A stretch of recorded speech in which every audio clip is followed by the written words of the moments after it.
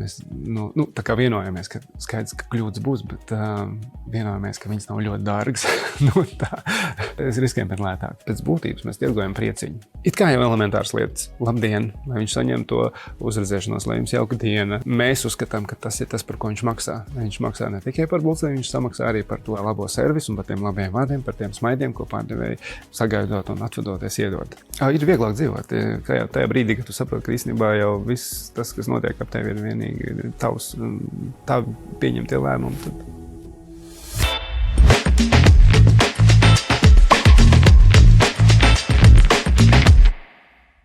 Esiet sveicināti! Jūs skatāties raidījumu Izlaušanās ar Gundagu Rozi.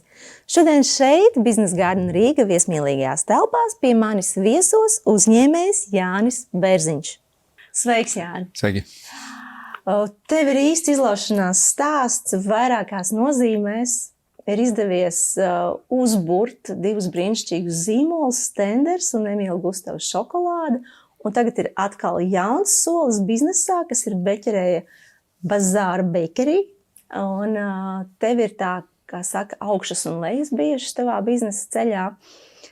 Saki, kā tu pats atceries tos pirmsākumus, kad jūs sākāt ar 10 000 ASV dolāru savu pirmo biznesu un sākāt vārīt ziepes, tā teikt? Tātad bija uzstādījums, kad mēs gribam kaut ko paši radīt. Aizbraucām uz Londonu. Staigājām pa Londonas pilsētu un dažādiem veikaliņiem un uzdūrāmies zīmolam Lašs. Un viņš tā kā mūs paķēra ar savu to interesanto pieeju, kā var tirgot ziepes tādā netradicionālā veidā. Un tad mēs sapratām, ka tas mums tā kā tiešām tā kā uzrunā un Bet jums neizdevās iegūt licenci, un tad jūs...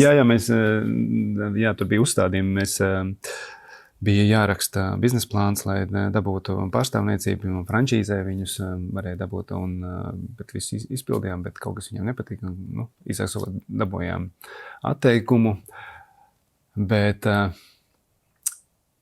nāca Ziemassvētki, gads gāja uz beigām, nauda gāja arī uz beigām, un vajadzēja kaut ko steidzam darīt. Un mēs atradām līdzīgu zīmolu Kanādā, un tad sākām pirkt tās ziepes no Kanādas, un skrienot ātri uz priekšu, mēs sapratām, pēc kaut kāda laika jau bija skaidrs, ka kanādieši nespēja nodrošināt mūsu vajadzības, un pat cik mēs neko nesapratām par to, kā veidojās, kā tiek ražot kosmētika un kā tiek ražot ziepes.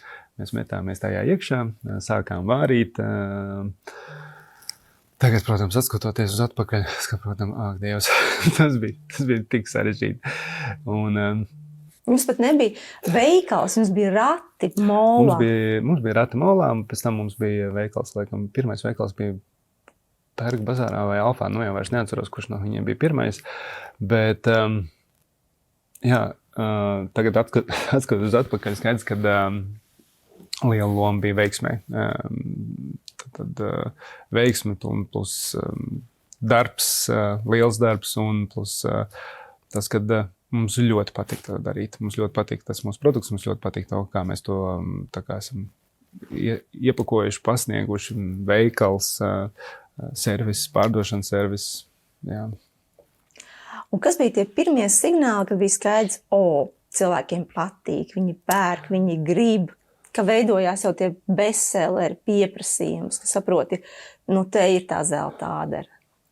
Jo bija jums divi superprodukti, griežamās ziepes, tā kā ar ko jūs ienācāt un pārsteidzāt, un bumbas. To mēs sapratām laikam jau pirmajos Ziemassvētkos, kad tās rindas, tas bija fantastiski, arī otrajos Ziemassvētkos Bērga bazārā es atceros vienkārši, laikam otrais kaut ko tādu grūti piedzīvot, bet kad tu nāc uz darbu, vienkārši kaut kādi 20-30 cilvēku rinda vienkārši, kas stāv, lai nopirktu tavu produktu. Tas liecina par to, kad ir izdevies. Un tad bija tikai svarīgi saprast, kā to kuģi pareizi stūrēt, kas ir tās galvenās darbības, kā salikt pareizo stratēģiju. Tu pieminēji veiksme. Kur bija veiksme? Toreiz, laikam, bija kaut kāds ekonomiskais uzrāviens, pirktspēja bija laba. Jā, tas, kad ekonomika gāja uz augšu, tas, kad tirgus bija diezgan brīvs, to kosmetikas zīmolu nebija tik daudz, tāda vannas kosmetikas zīmola, kā vispārībā nebija, teiksim, jā. Viņš bija, ekonomika augoša, tirgus tukšs, mums milzīgs azarts, jā, tas viss kopā, veiksmi kaut kādā ziņā, veiksmi ar to, kad, mans draugs strādā bankā un mēs varam nokārtot kredīti. Jā. Veiksmi ar to, ka mēs noirējam telpas, kuras mums liekas, ka viņas ir milzīgas un ka mums tur tagad pietiks ilgam laikam, bet pēc brītiņa tu saproti, ka ir par maz, bet veiksmi ir tā, ka viņam tam pašam īpašniekam ir vēl telpas, kuras viņš var izīrēt, teiksim. Un tad mēs tādā veidā, teiksim, augam. Man liekas, ka šī brīdī Stenders ir aizņēmis visu to tālu, visu to 3 stāvos tā ražotne ir, un tad man liekas, ka viņš arī pa visiem 3 stāviem tagad ir. Tad, kad es biju, mēs pirmos 3. un 2. aizņēmām, tad tagad jau man liekas, ka viņš ir arī 1. stāvā. Tā ir kaut kādā ziņā veiksmi, jo, teiksim, tāda pārcelšanās ar ražošanu, tas ir, šausmīgi gan dārgi, gan laika ziņā, gan arī, teiksim, visu to sastrukturēt tā, lai produktu netrūkst, lai tu vari pārcelties uz citu vietu. Tā kā, daudz pie tās veiksmes. Un aizgāja viss tā kā tāda sniega bumba, jā, ka pēkšņi tev ir jābūt jau uzņēmējiem. Jā, un tas ir, tu ieminējies par to kuģi stūrēšanu. Mums nebija nekādas sajēgas par to, kā tos kuģis turēt. Tagad uz atpakaļ skatoties, tu redz, kad vienkārši mēs kaut ko tur mēģinājām un kaut kad uz sēkļu, kaut kad no sēkļu nost, kaut kad krastā iekšā, kaut kad, tā kā tas, jā, tā bija pamatīga, ļoti tāda laba skola, bet, ļoti dārga skola. Ļoti dārga skola, varena, jaudīga skola, joprojām ir ēka milzīga. Rīgā ir uzrakstas Stenders un viss notiek un ražo un produkts ir pasaulē un zīmols ir nostabilizējies. Jā, kā gāja pēc tam, par to mēs arī parunāsim. Paralēli tam visam izdevās arī šokolādi iestūrēt visā tajā stāstā iekšā. Jā, tas gan ir vairāk tāds Zanes bērns un Zanes nopelns par šokolādē, jo viņa tā ir gan veiksme, gan kļūda, un tā ir kaut kādā ziņā mana kļūda, kad es tagad atskatoties atpakaļ, un, protams, runājot ar Zani, ir skaidrs, kur mēs pielaidām to kļūdu, kad es biju tā kā vairāk par to radošo, un Zani bija vairāk par finansēm, un Zani teica, ka viņa arī grib radošo, un es laikam nepietiekam ieklausījos tajā viņas lūgumā, un es tā, kad es viņai ļauju izpausties Stenderā, un viņai vajadzēja to radošo, un viņa ir ļoti radoša, kā mēs redzam tagad, kad viņa tur rada tos savus brīnums no tām vafeļu ziediem un tā tālāk, tā kā viņa ir radošais ļoti, ļoti lielā. Es gribēšu paskaidrot tiem, kas varbūt nezina, Zane Stavra, šobrīd bijusi arī Bērziņa, tava bijusī sieva, ar kuru jūs izlolojāt visu šo biznesu, un šobrīd ir arī tavu partneri tā esošajā biznesā. Jā, par šo Zani ir runa. Jā, viņa taisa ziedus priekš kūku dekoriem, un tie ziedi ir tādi, ka viņus bildē vispār nevar atšķirt no īstiem ziediem. Lūk, un jā, tajā brīdī viņa arī gribēja ļoti to radošo, un es teicu, es tad būšu tas radošais, un tu esi lūdzu par finansēm, un tad viņa radīja savu zīmolu. Un mēs sadalījām uzmanību. Tā arī ir viena no kļūdām, ko nevajag pielaist. Teiksim, jā. Nevajag sadalīt uzmanību bieži vien. Tas nav tikai mūsu stāsts, tas ir daudz citu uzņēmēju stāsts. Tad, kad tev sāk iet labi, tu sāc pēkšņi sadalīties, tu sāc atvērt vēl vienu biznesu. Un kādam izdodās viņus visus novadīt, bet kādam tas paņem zūd fokus. Jā.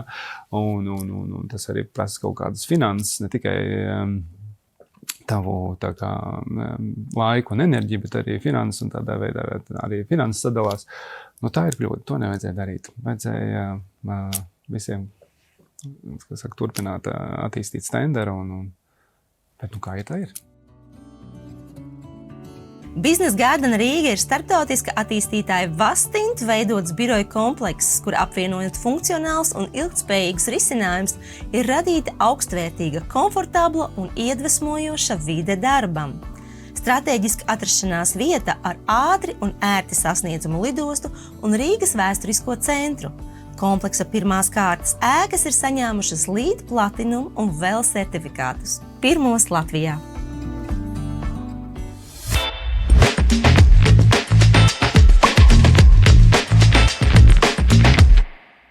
Interesanti, to jau nekad nevar zināt, kā tas ir.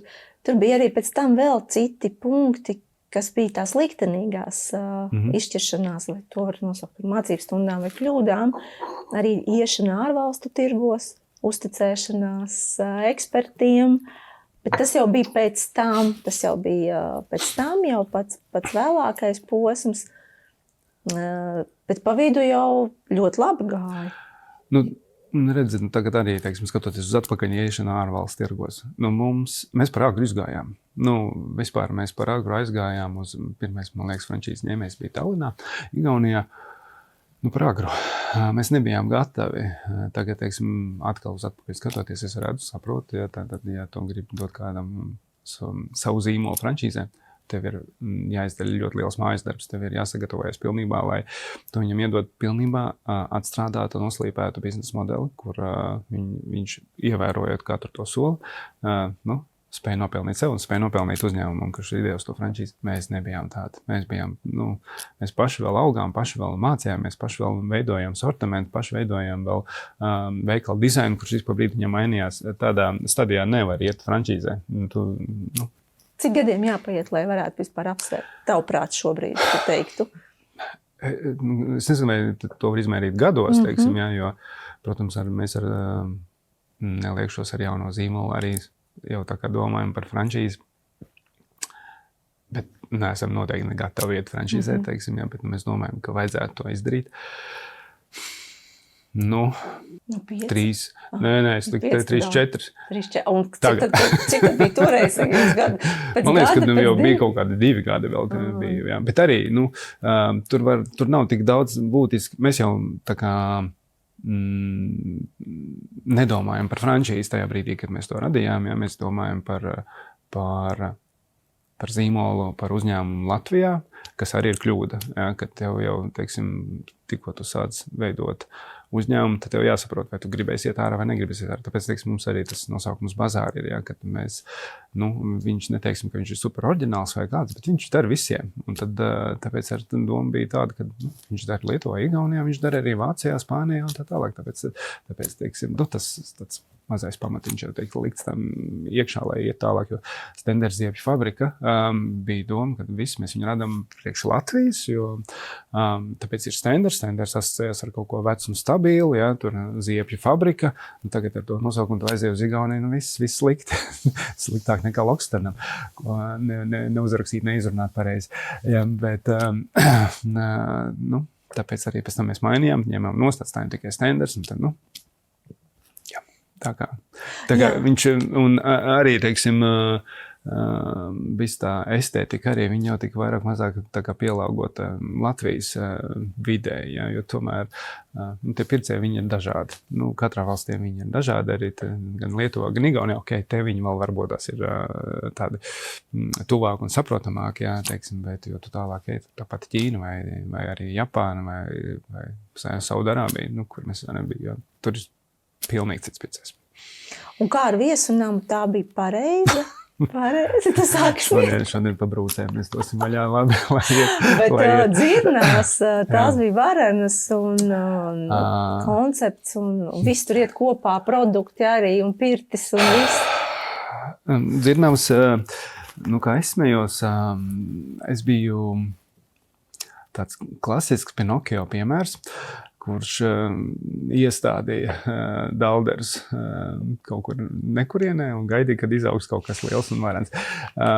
Vai arī mēs uzbūvējām katedrāli nekurienē.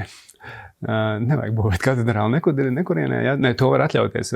Tu var būvēt Lasvegasu, ja? Bet tad tev jābūt citām jaudām, lai nekurienē kaut ko uzbūvētu un tur tas viss notiktos. Ja? Tā kā par lielu. Par daudz naudas tika ieguldīts konkrētā vietā. Tur vajadzēja uz 1/3 no tās viesunām, kriet mazāku virtuvi, un iekonservēt tās dzirnavas vienkārši, lai viņas nesabrūk, nevis viņas pilnībā atjaunot. Jo to naudu, ko mēs tur ieguldījām, to nevarētu pelnīt. Bet, jā, tas bija arī laiks, kad viss gāja uz augšu, visu rūc ekonomika, rolēja, viss griežās, viss notikās. Neviens nebija pat laika apstāties un uzdot sev jautājumu, kāpēc ir tā, kā ir, jo viss ir tik labi.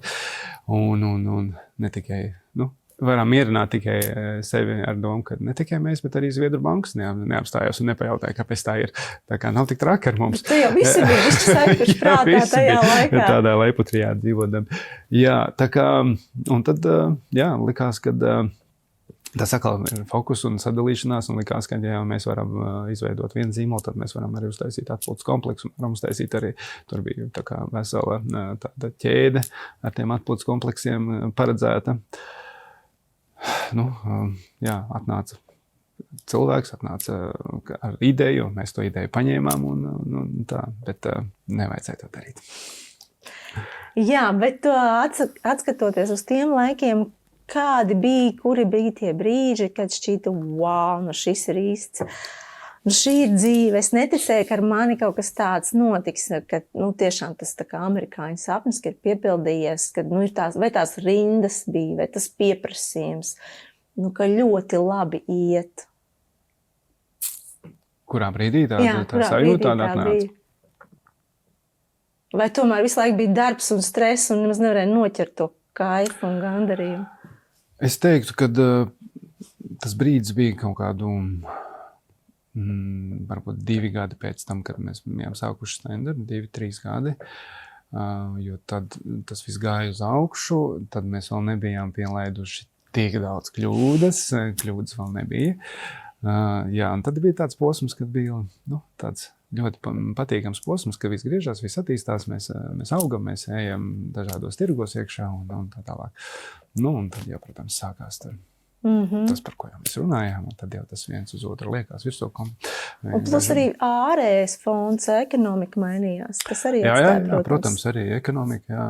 Bet arī, ja mēs nebūtu tās kļūdas, pieņemsim tas pats atpūtas komplekss Rožmals, ja nebūtu veidots, ja nebūtu veidota šokolāde, mēs vieglāk pārdzīvotu šo krīzi, jo mēs jau bijām dažādos tirgos, un dažādos tirgos tās krīzes bija, kaut kur bija vairāk, kaut kur bija mazāk. Mēs būtu ļoti, mēs arī pārdzīvojam veiksmīgi to visu, kā redzam, Stenders, kas saka, turpina ražot, un viss notiekās tā kā.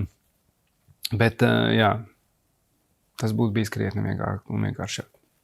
Jā, un tad pienāca tas liktenīgais gads, kad investīcijas bija iztērētas, kad kļūdas bija sasummējušās un bija skaidrs, ka baigi nevaram izvilkt, pat nesaprot kā.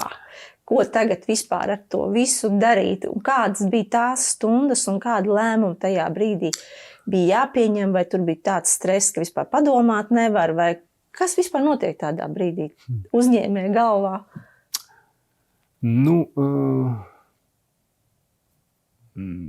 Stress, es nezinu, stress arī tajā laikā man nebija, tāds liels arī tagad nav. Ko tur daudz stresos, jo tas jau nepalīdz. Kā es saku, ja tas palīdzētu, tad varētu arī stresot, bet par cik tas nepalīdz, tad nestresoju. Bet, bija skaidrs, ļoti svarīgs faktors visā tādā spēlē bija tas, kad mūsu Ķīnas partneri, kas sastādīja lielu daļu no mūsu biznesa, bija interesēti šī biznesa iegādē. Tas bija gan kā plus, gan kā mīnus, jo tas bija kā mīnus, tāpēc, kad viņi, par cik viņi bija interesēti iegādāties, viņi darīja visu, lai padarītu mūsu situāciju vēl smagāku. Un kā plus, tad attiecīgi mums bija tā kā gaisma tuneļa galā. Mēs redzējām, kā no tās situācijas mēs varam iziet ārā. Tad vienkārši tur bija pavisam vienkārši. Bija bet viņi jūs bija ieveduši tādās kā lamatās? Tas bija apzināti soli pa solim vai sanāca tas tādu? Teiksim tā. Viņi mēģināja mums jau to izdarīt pāris reizes pirms tam. Tādiem klasiskiem gājieniem. Par cik tas mums ir saruna par biznesu, es varu pastāstīt, teiksim, jā, tas to māca, teiksim, augstskolās šo gājienu, un viņi to ar mums centās izpildīt, bet neveiksmīgi, jo tur viņi palaid garām vienu saskaidāmo. Nu, tad pēkšņi stāsts vienā ceturksnī, vienā pasūtījumā, pēkšņi atnāk pasūtījums. Es neatceros vairs, cik viņš bija, kāds 5 reizes lielāks nekā viņš līdz šim bijis. Vienmēr ir vienkārši milzīgs pasūtījums uz Ķīnu, un tā ideja ir sekojoša. Viens no taviem partneriem iesūta tev lielu pasūtījumu, kur cenšoties izpildīt. Tu paņem klasiski, tas notiek tā, ka tu paņem kaut kādus kredītus un sāc pirkt iekārtas un palielina savus jaudas, lai to pasūtījumu izpildītu. Un ar cerību, ka arī turpmāk būs šādi lielie pasūtījumi. Bet mūsu gadījumā bija savādāk bija tas, ka mums nevajadzēja kredītus, jo mums pārsvarā viss bija roku darbs. Un tas nozīmē, ka mums vajadzēja vienkārši šo lielo pasūtījumu paņemt klāt vairāk cilvēkus. Un mēs pieņēmām vairāk cilvēkus, mēs izpildījām pasūtījumu, un pēc tam loģiski vairs nenāca tie pasūtījumi tik lieli. Un, mums nācās vienkārši atbrīvot šos cilvēkus, kas arī nav labi, bet tas neradīja tādas lielas grūtības uzņēmumam. Pretējā gadījumā, ja mums būtu iekārts iegādāts, mēs būtu noteikti paņēmuši kaut kādus kredītus un līzingus, mēs tos maksājumus nevarētu veikt, un mēs jau tad būtu nonākuši situācijā, kad, dārgie draugi, varbūt jūs gribat mūs nopirkt. Ja? Bet tad tas viņiem nesanāca, bet tad mēs cītīgi strādājam, lai paši viņiem palīdzētu. un kā jau mēs runājam par visām tām kļūdām, kas viss tur sanāca kopā un veidējās diezgan liela mīnuszīme uzņēmumam un tad, nācās pārdoties. Jā, ķīnieši tā tad bija viens tāds interesants moments, par ko varu pēc tam analizēt un domāt un vilkt ārā kļūdas. Otrs interesants moments visā šajā vēsturē bija konsultants, L'Oreal mārketinga speciālists, bijušais, kurš jūs apbūra ar dažādām idejām, ko varētu darīt, lai audzētu vēl biznesu un iet pasaulē un iekarot jaunus tirgus, kas arī bija klasiska kļūda, uzķerties uz šī šarma, nepārbaudot dažādas lietas. Vai šī bija tiešām tik liktenīga lieta, ko viņš nodarīja kļūdu, tas konsultants? Vai tā bija epizode? Epizode no visām epizodēm, daudzām epizodēm. Jā, tā bija diezgan svarīga epizode, teiksim tā.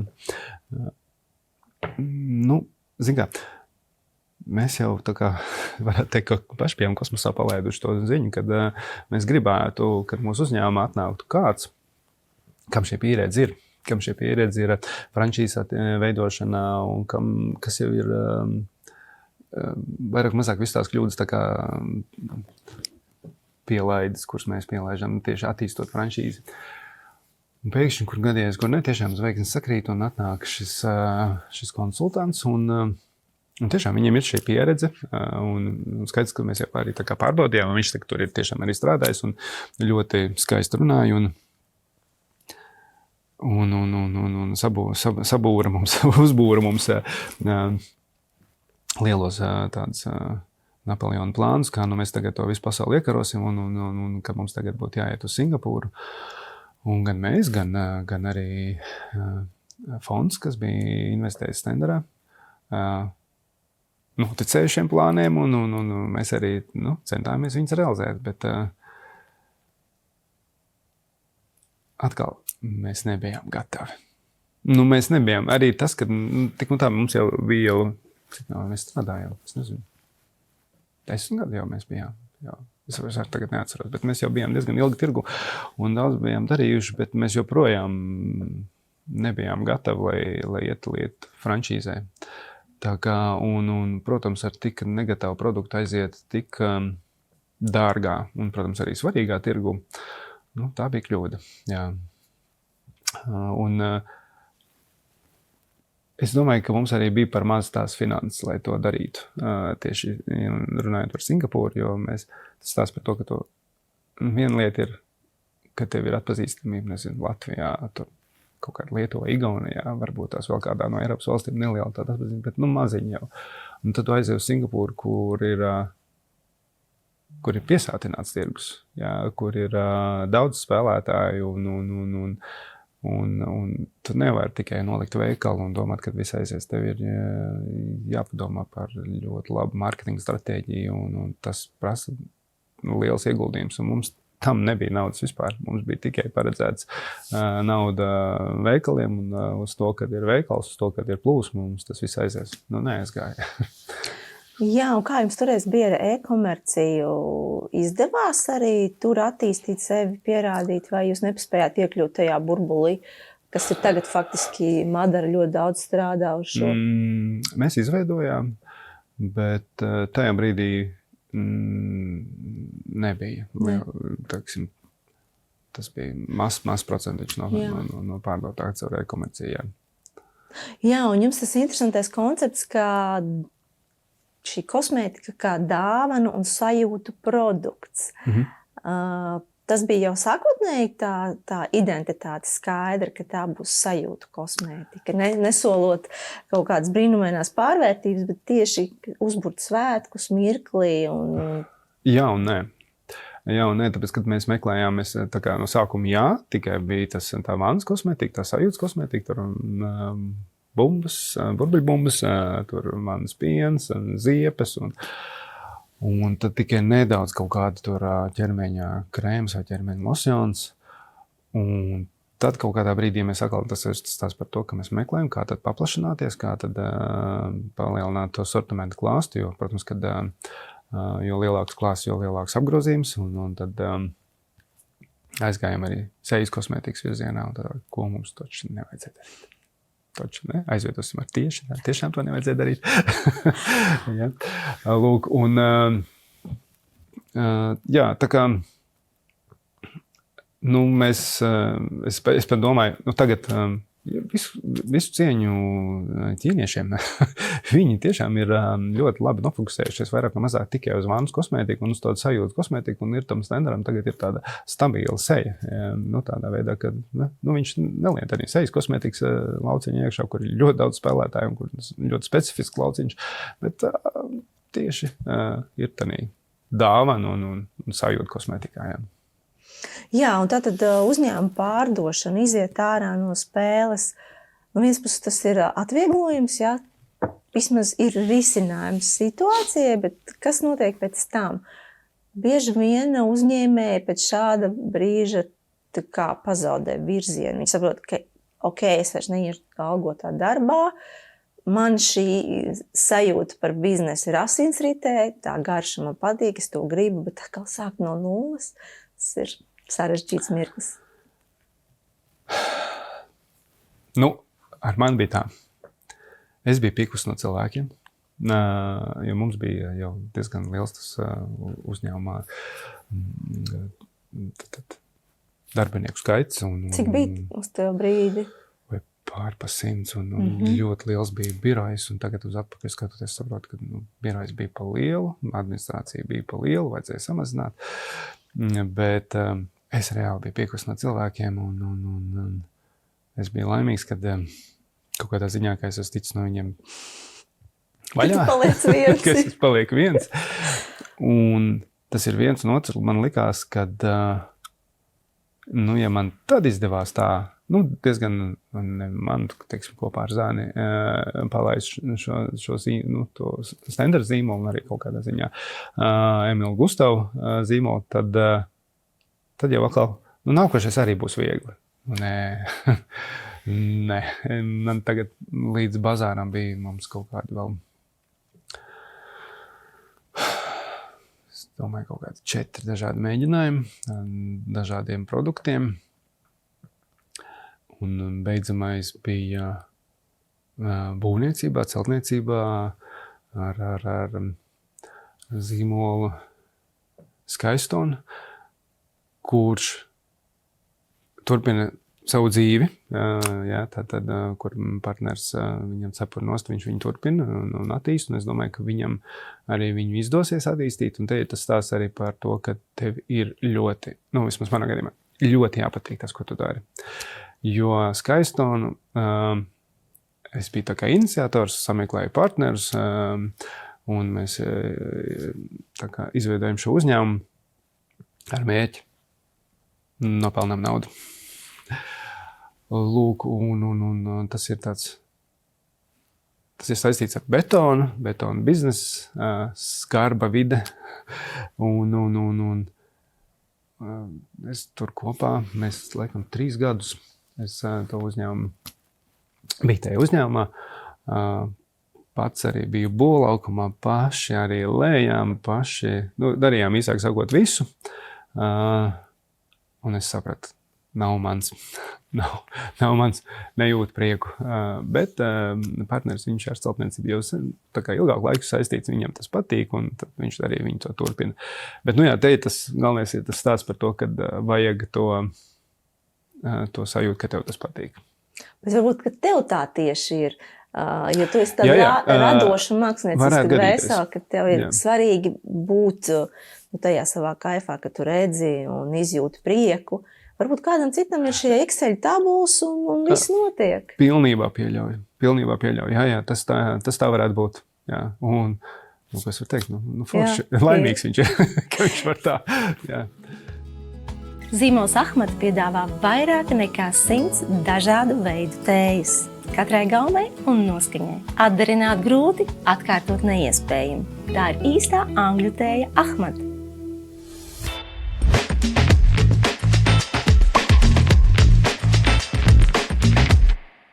Jā, tu arī esi pats to atzinis, ka tev piemītā mākslinieciskā puse, bet kā ir ar tiem skaitļiem? Tev viņi atņem spārnus vai tu tomēr gribi zināt, kontrolēt un ar saknēm būt iekšā visās sistēmās līdz galam?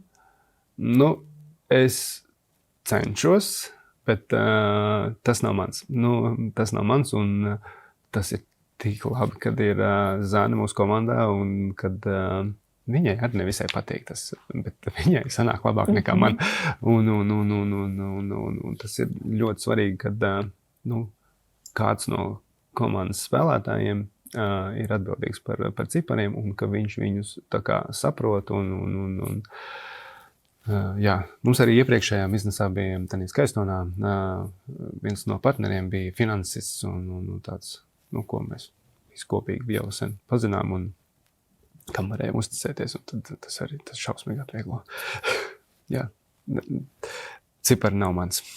Nav kaislīvi, jā. Jā. Un par šo te Bazaar Bakery, kāda ir šobrīd sajūta, lai palaistu savu zīmolu? Ir citi spēles noteikumi, vai tomēr tie galvenie principi ir tie paši? Nē, pilnībā cits. Pilnībā. Ja domājies, jā? Padalies, lūdzu. Nē. Tādā brīdī, kā jau mēs runājam, tas, ka viena lieta ir, ka tu ieeji tirgu, kur ir ļoti daudz brīvas vietas un brīvas nišas, kā varētu teikt, un trūkst to produktu. Un otra lieta ir, ka tu ieeji tirgu, kur jau ir spēlētāji, ir stabili spēlētāji. Nemaz tik viegli labas vietas arī tu nevar dabūt, teiksim, tādā Stenders laikā par veiksmi runājot. Ja? Tad mēs attīstamies kopā ar tirdzniecības centriem. Tad, kad Stenders sāk, tad tirdzniecības centri bija Mols un Alfa, man liekas. Arī tajā brīdī, man liekas, Alfa vispār būvējās. Mols, man liekas, tas bija laikam pirmais tirdzniecības centrs. Un tad nāk klāt jauna tirdzniecības centra, un mēs jau, protams, uzreiz esam tur, kas saka, sarakstā iekšā, un tiekam, tā ir viena lieta. Otra lieta ir, ka tev tagad jau uztais zīmols, un tagad, ja tu gribi nonākt tirdzniecības centrā, tas ir diezgan sarežģīti, tas ir izaicinoši, ja, teiksim, ja tu gribi nonākt labā tirdzniecības centrā, ja tu gribi nonākt vienkārši tirdzniecības centrā, tad tas nav tik traģiski. Ir iespējas, ir tās telpas, bet, jā, labā tirdzniecības centrā ir grūti tikt iekšā, un tā arī bija tā viena no veiksmēm. Un šī brīdī, protams, jā, tirgus ir jau, spēlētāji jau ir, cilvēki jau ir, kā saka, izdarījuši savu izvēli vienam vai otram zīmolam par labu, un tas nozīmē, ka tagad šī brīdī tev ir ar kaut kādā veidā jāpārliecina, kad tu esi labāks. Beķerējā vai pulciņu biznesā vai smalkmaisīšu biznesā, tad ir bišķi vieglāk tādā ziņā, kad jaunā beķerējā cilvēks vienreiz ienāks noteikti. Tīri zinkārības pēc, Kāpēc, lai nepamēģinātu? Kas tas tāds ir? Nu, tad ir tas izaicinājums, tas jautājums ir, vai viņš atgriezīsies, vai viņš atnāks otrais. Nāk? Nāk, un trešo reizi, un ceturto. Jā. Tātad šobrīd jau izaicinājums visu laiku, lai nāk vēl tie jaunie. Jā, tad ir...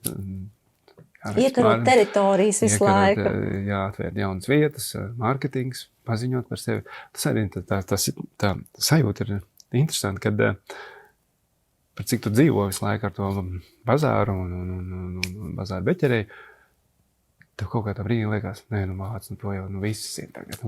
Kurš tu nezinu, bazāru beķerēju? Un tik pa brīdi viņam satiec cilvēku, un viņi ko tu dari? Kā, ko es daru? Kas tas par jautājumu? Tā bazāru beķerēju. Kur tas ir? Kā tas ir? Un te ir tā, ka no vienas puses liekas, kā tu vari nezināt? No otras puses liekas, forši. Tātad ir vēl ļoti daudz cilvēku, kuru nezinu. Tas nozīmē, ka tev ir vēl iespēja stāstīt, reklamēties un kas saka, audzēt to klientu. Un padalies, ko jūs sapratāt, kas būs tā jūsu pievienotā vērtība vai identitātes zīme atšķirībā no citiem tirgus spēlētājiem? Jūs taču noteikti domājāt. Pie mums būs labāk tas, kas tas ir, tas jūsu? Zinu, te ir nedaudz smieklīgi. Es pastāstīšu, kā bija. Bija tā, ka mēs no sākuma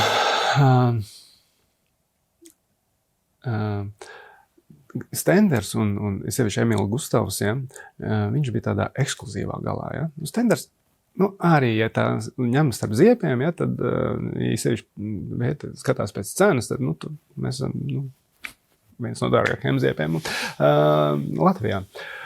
Un mēs tā kā ar Zanu sapratām, ka mēs vairs negribam tādā ekskluzīvā, tas viņš uzliek kaut kādas papildus tādus pienākumus un nosacījumus tam visam. Mēs gribam tuvāk pie tautas, mēs gribam tādu vienkāršu to beķerēju un vienkāršu tos produktus un cepsim vienkārši bolciņas, jā. Un krosānu, nē, krosāns, nē. Tas jau tomēr tāds ir bišķiņ jau tāds augstāks gals un to nē. Un tad, kad mēs to visu sākām mācīties, jo mums tur arī neviens jau īsti nemācēja tos kārtēno mīklu taisīt. Un visaktīvāk arī visā pieslēdzās tieši Kristaps, mans vecākais dēls, un cepuri viņam nost, viņš vienkārši izbūrās cauri visai tai kārtēnās mīklas ražošanas principiem un receptēm un knifiņiem. Un tad mēs vienā brīdī sapratām, ka mēs jau sākam cept krosāns un ka mēs vispārībā tās pulciņas vienkāršās nemaz necepam, jo mēs nevarējām, mūsu kvalitātes standarti neļāva mums uzcept kaut ko tādu, pavisam vienkārši, teiksim, ja, tāpēc mēs aizgājām uz to kārtēno mīklu, tāpēc mēs aizgājām uz krosāniem, tāpēc mēs sākām tur, un tad tas tā organiski vienkārši izveidojās, ka mēs tā kā ar to produktu nostājāmies. Tā produkta kvalitāte ir tuvāk tam augstajam galam, bet, protams, kad es teiktu tā cepurnoks, teiksim, kūkotavai, ja, viņi ir tur, tā ir, es teiktu, tā augstākā klase, kas ir starp beķeriem, konditoriem, kas cep, teiksim, krosāns, vai tāpat mīkla, teiksim, ja, un ar to produktu mēs esam tā kā tuvāk tur, un ar cenu mēs esam tuvāk atkal tam zemākajam, vai tas... Tautas? Tautas klasē. Tā ir tautas klase, jā. Jā, tātad, kur ir atkal, teiksim, tur Mātiņš un Gustava beķerē, teiksim, jā, un tad, tāda tā mūsu niša, mēs vienkārši turam to diezgan zemo vai patīkamo cenu un mēģinām noturēt to kvalitāti, lai viņa ir laba un nemainīga. Un kas bija tās lietas, par kurām jūs ar Zani droši vien vienojāties? Nekad vairs. Šito gan mēs nekad nedarām. Atskatoties uz iepriekšējo biznesu. Vai pats sevī varbūt? Jā. Skaidrs, ka mēs... Ja mēs iesim ārpus Latvijas, tad mēs būsim ļoti stabili Latvijā, un tas ir tāds nosacījums numur 1. Frančīzi dosim tikai tad, kad mēs tiešām redzēsim, ka mēs esam izdarījuši visu mājas darbu un varam iedot tiešām kādam labu kvalitīvu zīmolu. Un mēs nekad nesadalīsimies, mums nebūs vairs nekāda paralēlie biznesa. Tas arī ir vairāk kā skaidrs, fokus tikai vienīgi uz šo biznesu. Nu, kaut kā. Mani bišķiņi bremzē, es gribu laikam bišķi straujāk attīstīties nekā pārējie partneri. Pārējie partneri man bišķi piebremzē, es tur esmu gatavs vēl vaļā, bet tas laikam arī vajag lēnām. Jā, un tur ir mūžīgais tas jautājums starp to riskēšanu un tiem spārniem un gatavību doties tālākos laukos un starp to drošību un visu laiku, lai kaut kur neiesēdies un neiesūno tajā savā drošībā, un kad jau tev citi aizliekuši priekšā ir un atkal no otras puses, ka tu neapdedzinies pa daudz. Dzīves gudrības, te nav tādas pareizās vai nepareizās atbildes. Vienīgais, kad mēs arī nesen ar vienu no partneriem, kas ir investori mūsu uzņēmumā, mēs tā kā vienojamies, ka skaidrs, ka kļūdas būs, bet vienojamies, ka viņas nav ļoti dārgas. Kad skaidrs, ka būs, un skaidrs, ka kaut ko varbūt ne tā iepirksim, ne tādu iepakojumu, ne tādu, viņš netaisam, lai nav dārgas kļūdas. Riskējumi, bet lētāk. Riskējumi, bet lētāk, jā. Jā, un kādas vispār ir ambīcijas, ja drīkst atklāt saistībā ar Bazaar Bakery? Jā, protams. Jo mēs jau tāds cenšamies būt diezgan tāds atklāts uzņēmums, par visu stāstam, kā mums iet vai kā mums neiet un kur mums. Tas plāns ir, es teiktu, līdz 15 vietām Rīgā. Tad katrā vismaz tādā apdzīvotā rajonā, kur ir dāmas, kuras lieto fotoaparātus savos telefonos, varētu ienākt un izbaudīt smalku mēdzītes. Jā. Labākajās Rīgas vietās. Jūs gribat noklāt Rīgu? Jā, lai tuvāk tautē, lai visiem ir. Un tad, teiksim, tāds tuvāko 3 gadu plāns? Tas arī būtu tāds, tas varētu būt tāds tuvāko 3 gadu plāns. Šogad mēs bijām plānojuši, kad mums būs 5 vietas, 1 vieta pārceļās uz nākošo gadu. Un, tad plus mīnus katru gadu 5 vietas, tad sanāk kopā 3 gadu laikā 15 vietas. Ja tas tā veiksmīgi izdosies, tad labi, un tad jau 4. 5. gadu jau var skatīties un domāt, varbūt tas kaut kur ārpus Latvijas. Un, vai balstoties uz iepriekšējo pieredzi varēja jau prognozēt tos panākumus, kad cepam garšīgas bulciņas un tad jau aizies? Vai tomēr arī bija tā, nevar saprast, kā tas klients uzvedīsies? Bija satraukums. Nē, tik vienkārši nav, kad liekas. It kā jau liekot visu kopā, izveido plus mīnus, maigu interjeru, vienkārši gaumīgu iepakojumu. Kaut kad mums tur nekas tāds īpaši nav. Labu produktu un kad tev viss aiziet, bet vēl ir vieta un tu atver, un tu jau nevar saprast, vai tā vieta aizies, neaizies, vai ies tas cilvēks, vai neies. Mums tagad ir Matīs ielā. Matīs ielā arī bija cilvēki, kas bija diezgan skeptiski pret to, vai ies vai neies tomēr, bet ļoti labi iet, teiksim, jā. Vēl skeptiskāk cilvēki bija par Pulkvežbriežu ielu, kas mums ir pie Hannes Perona, tur kiosks tāds ir. Un tur tiešām bija daudz cilvēku, kas teica, nē, tur nekas nav aizgājis. Tāpēc, ka vieta ar karmu tā kā, kad vai ar karmu, vai arī viņiem likās, ka tādā nostūrī, kur nav plūsma un tā tālāk, nezinu, kāda ir. Droši vien, ka, nevis nezinu, bet bija tas pamatojums, ka tur tak nav cilvēku un tā. Bet ļoti labi ir aizgājis. Ļoti labi ir aizgājis. Gan cilvēki nāk no klusā centra, gan cilvēki tur ir ļoti aktīvs transporta pietur, gan pretīm ir skola un tas pats Hannes Perons. Un tā, mēs esam ļoti apmierināti un priecīgi par to vietu. Jā, redz, vietai arī ir milzīga nozīme. Jā, vieta jau pati pa sevi ir liels veiksmes vai neveiksmes faktors. Jā, un kā ar marketingu? Citādais, kas šobrīd ir citādais? Mārketings ir tā, ka visu laiku par sevi jāatgāda un jārunā, un tad mēs, kas saka... Un ar vienu roku cep, ar otru runā. Ar vienu roku cep un otru runā, to, ko mēs agrāk, es noteikti nedarīju un nebija iedomājies, ka es to darīšu, un mēs esam sociālos tīklos, un tā kā tas... liela daļa balstās tieši uz mani, un es daudz runāju sociālajos tīklos, tad tas man bija jauns izaicinājums.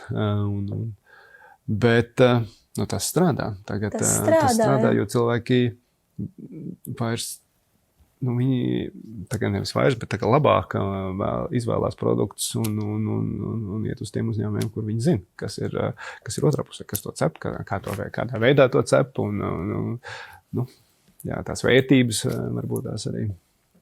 Jā, tad, kad bija ziepes, tam nebija tik liela nozīme, tāpēc, ka tas tirgus ir tukšs, parādās pievilcīgs produkts un ar to pietiek. Šodien ir pārsātinājums un ar to nepietiek, ka tev ir produkts, tev ir jāstāsta.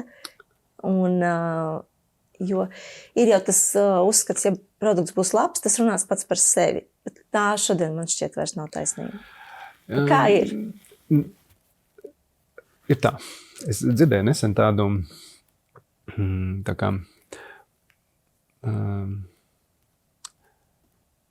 teoriju par to, kā strādā mārketings vai reklāma no mutes mutē. Vai ir tāds teiciens arī Safrāna radio. Tad ir runa par to, ka cilvēki pārsvarā nodarbojas ar apmainās. Tad es tev produktu, man naudu vai otrādi, teiksim, jā.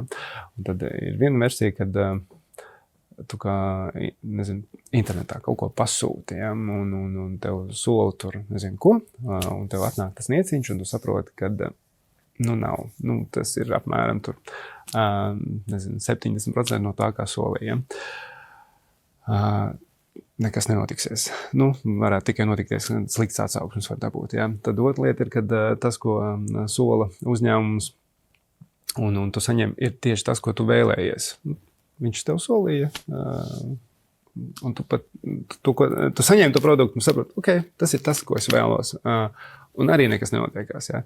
Un tad trešā ir tad, kad tas uzņēmums tev kaut ko sola, tu kaut ko sagaidi, tu dabūji to produktu, un saproti, es dabūju vairāk nekā es gaidīju.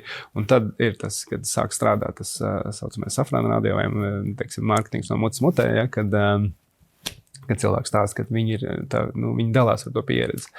Un tas ir tas, kas jāpanāk. Tas, man liekas, kas arī bazāra beķeriem mums arī sanāk, kad mēs par cik, teiksim, mums tā produkta tā kvalitāte un tā cena ir zemāka un tā kvalitāte ir augstāka, tad mums ir veidojies tas pārsteiguma moments, kad cilvēks saka, jo es pats, tad, kad stāvēju pie kases, bieži vien bija tā, ka cilvēks saka, jūs pareizi rēķinājāt, un tev vienkārši uzreiz skudriņas, vienkārši pa visu ķermeni tev augsts. Tev liekas, situācija, liekas, ka tu esi viņu apskaitījis un pārskaitījis, un tu izēji viņu tam čekam cauri un saka, nē, viss ir kārtībā. Un viņš saka, tik maz? Varēja uzreiz pateikt. Jā, un vairākas reizes bija, kad cilvēki tiešām saka, kad viņu prātā produkts ir vairāk vērts nekā mēs par to prasam. Bet tāda ir tā mūsu politika. Mēs gribam dot vairāk nekā sagaida. Vairāk, jā, nekā sagaida. Jā, un šeit, protams, arī viss tā loģistika, ražošana, tā puse tev patīk?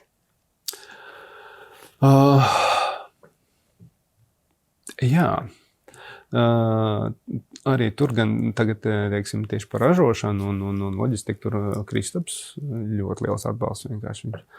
Viņš mums ir atradums. Negaidīja, kad kaut ko tādu, ko Kristaps vienkārši ir multimākslinieks, viņš mums tur gan programmē, gan ražošanu vada, gan loģistiku. Bet tad, kad mēs sākām radīt šo zīmolu, mēs jau tā kā ielikām uzstādījumā, ka mēs gribam tā gala rezultātā iegūtu tādu ultramodernu ražotni, jā, kurā, teiksim, ir ļoti daudz, teiksim, no IT, teiksim, lai mēs redzam, te mieli te atnāca, te viņa rekur tur, te viņš tas pierādz, viņš gatavojas, reku viņš cepās, reku viņš, kad pēc iespējas vairāk tieši gan uzskaitē, gan ir ražošanas procesos dažādas iekārtas un ar kur palīdzību, teiksim, tad, lai atkal stāsts ir par kvalitāti, par kontroli. Jā. Un tas jau bija sākotnēji arī šajā te biznesa kodā, ka jūs gribat, lai viss ir tik ļoti sistematizēts un skaidrs. Jā. Nu, tas ir kaut kā, iedvesmojoties, nezinu, tā paša McDonald's. Jā, es tieši gribēju teikt, kur viss ir savās vietās. Un... Bet, tur ir tāls ceļš ejams. Jā. Bet, ir virziens un ir tā vīzija. Jā. Atvainojiet, ser. Ser, es gribētu lūgt jūsu meitas roku. Baidos, mans draugs, ka tas nav iespējams. Viņas roka ir aizņemta ar tās sīti visgardākās tējas un ņemot vērā mūsu jaunās augļu tēju kolekcijas daudzveidību. Tik drīz tā arī neatbrīvosies. Augļu tēju kolekcija Ahmatī. Vienmēr jauna, ikreiz nevainojama.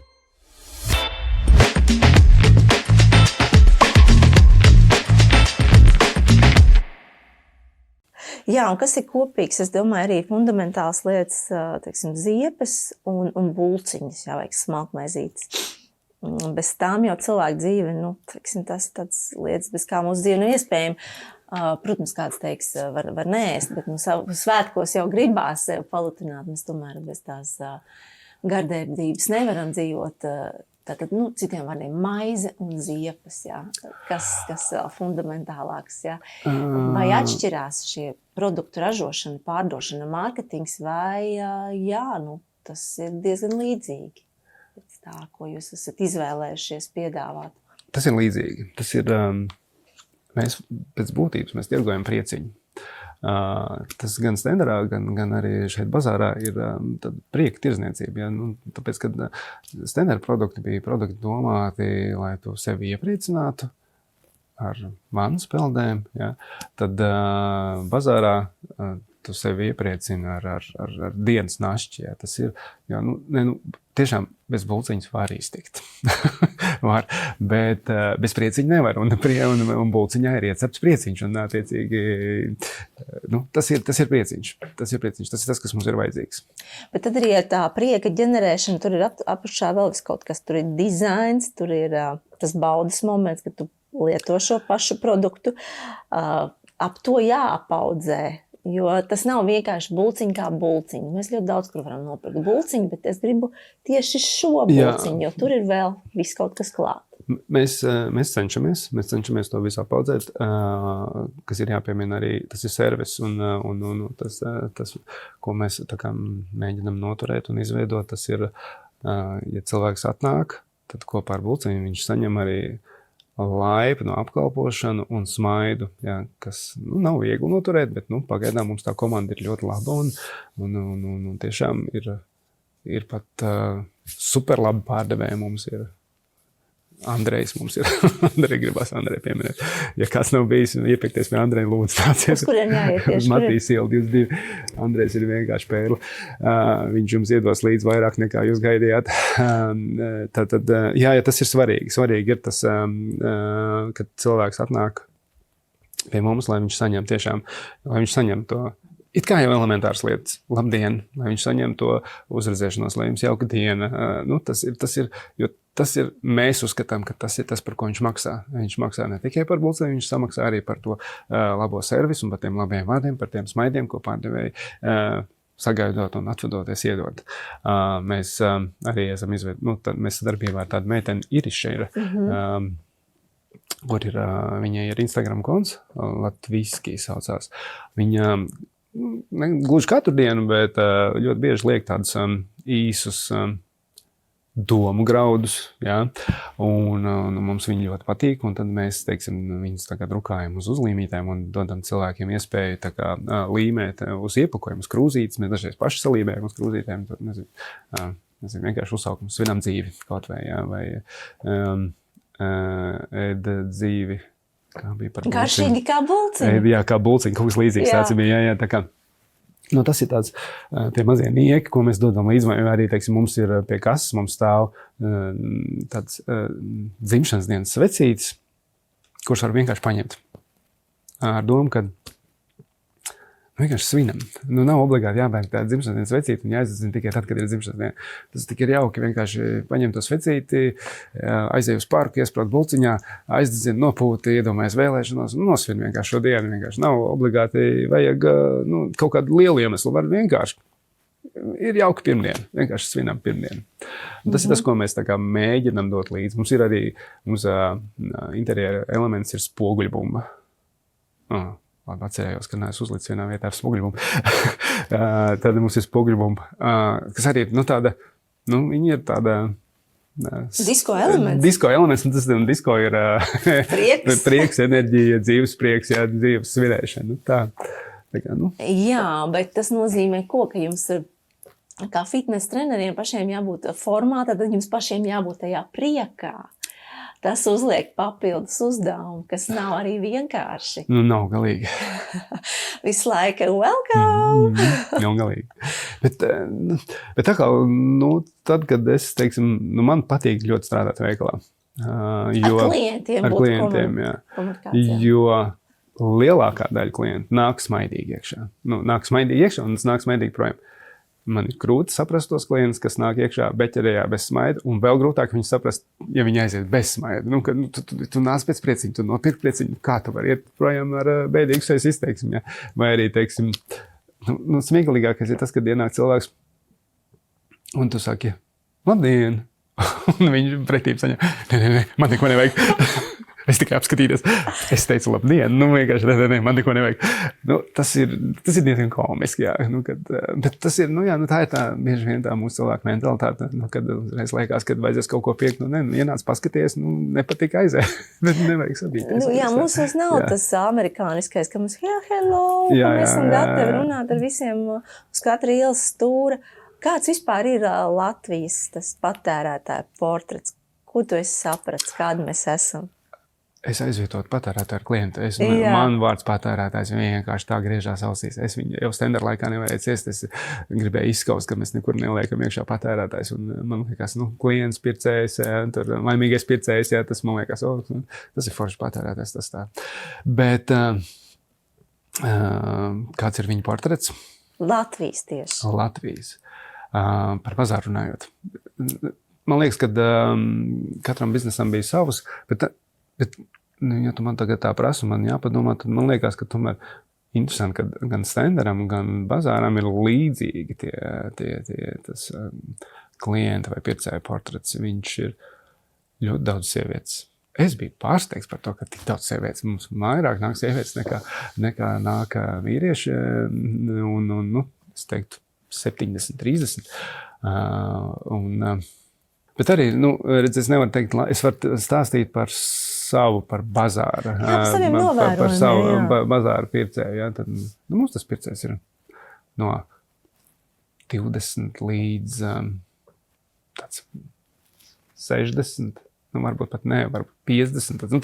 Tas, protams, ka mums nāk gan arī pensionāri, gan nāk arī bērni un jaunieši nāk. Bet jā, tas tāds salīdzinoši jauns, tas vidējais pircējs mums ir. Pārsvarā viņš ir smaidīgs un atraktīvs. Tas ir arī fakts, jā, ka liela daļa tomēr ir tādi diezgan atvērti tie cilvēki. Zini, kāda man novērojama, ka mūsu pircējs ir diezgan uzticīgs, ka viņš nāks, ja viņš ir iemīlējis kādu lietu, tad viņš nāks un nāks. Viņš varbūt ilgi domās un skatīsies apkārt, bet tā, ka viņš būs izvēlējies, tad viņš paliek uzticīgs. Ja tev ir izdevies izveidot to vidu un to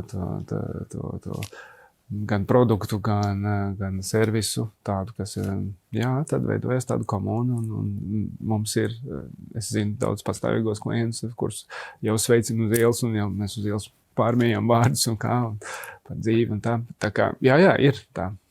Un kā ar to biznesa spēli? Kā tu pats to izjūti un kur ir tas kaifs? Tur, protams, kā visi lielie biznesa spēlētāji teikt, kas ir ļoti grūts, arī sarežģīti, ļoti izaicinošs sporta veids, ja tā to var teikt. Bet kur ir tas kaifs? Un kāpēc tu tur paliec un paliksi un to izvēlies kā savu dzīves nodarbošanos? Droši vien tajā, ka tu vari gan to savu dienas kārtību izveidot un pakārtot tā kā sev un savam ritmam, ka tu vari veidot vidi, kurā tu strādā, tu vari veidot to komandu, ar kuru tu strādā, ja? Tas jau, ko tu nevari izdarīt, ja tu aizēji pie kāda strādā, tad tu strādā vidē, kāda ir izveidot un ar cilvēkiem, kurus ir kāds pieņems darbā, šeit ir bišķi savādāk. Un tas, ka tu vari, kā mēs runājam arī pašā sākumā par to kuģi, ja, ka tu viņu tā kā pats stūrē, tu vari virzīt vienā vai otrā virzienā, atbilstoši, ja tev liekas, ka tajā virzienā. Un arī tas, ka ja tās kļūdas tiek pielaist, ka tās ir tavas kļūdas, uz mani ir vieglāk, ka tās ir manas kļūdas, nevis kādas citas kļūdas. Kad, jā, kaut kā tā. Ka tas ir viss mans. Jā. Mana spēle, manas kļūdas, jā. Mana pasaule, tas, ko esmu izvēlējies uzbūvēt ap sevi. Jā, un tas ir interesanti, ka tu vienmēr arī esi uzsvērs, tas ir manas kļūdas, jā.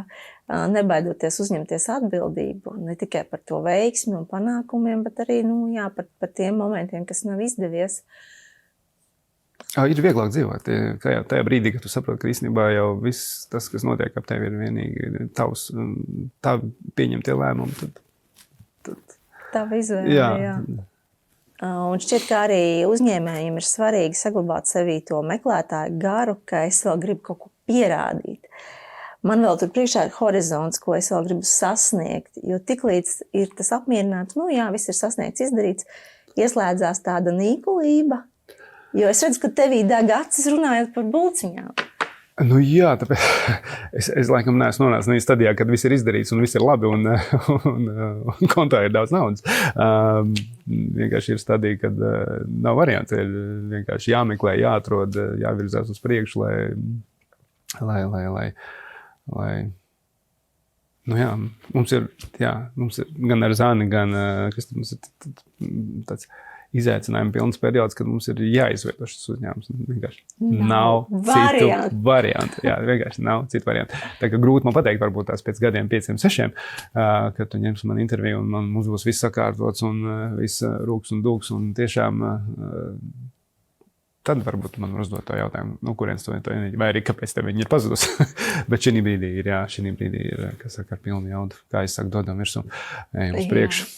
Bet tā arī ir laba sajūta. Nav varianti, jo tu nemaz nemēģini kaut kāds BC variants. Tev ir tikai viens ceļš, tikai uz priekšu. Bet tomēr man gribas tev pajautāt par naudu un par finansēm. Kā tu uz to skaties? Arī kā uz spēli?